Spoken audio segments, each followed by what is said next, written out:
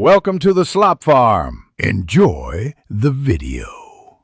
You start now, export bookmarks and close non-essential tabs so you don't lose work.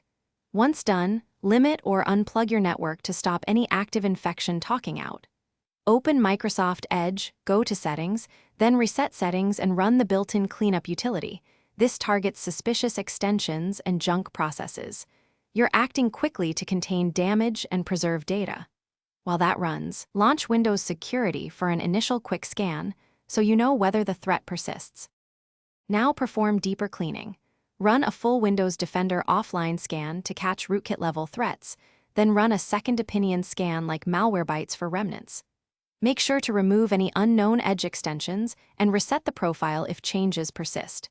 Clear cache, cookies, and stored site permissions to eliminate injected scripts.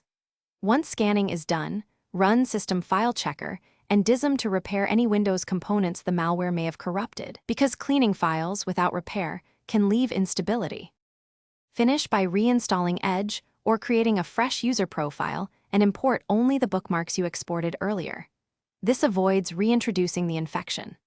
Once restored, change all passwords for accounts used in the browser and enable Windows Defender real-time protection plus automatic Edge updates to prevent recurrence.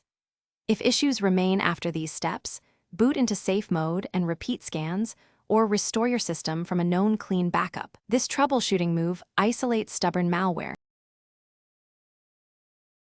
Thanks for watching. Consider subscribing if we helped you today.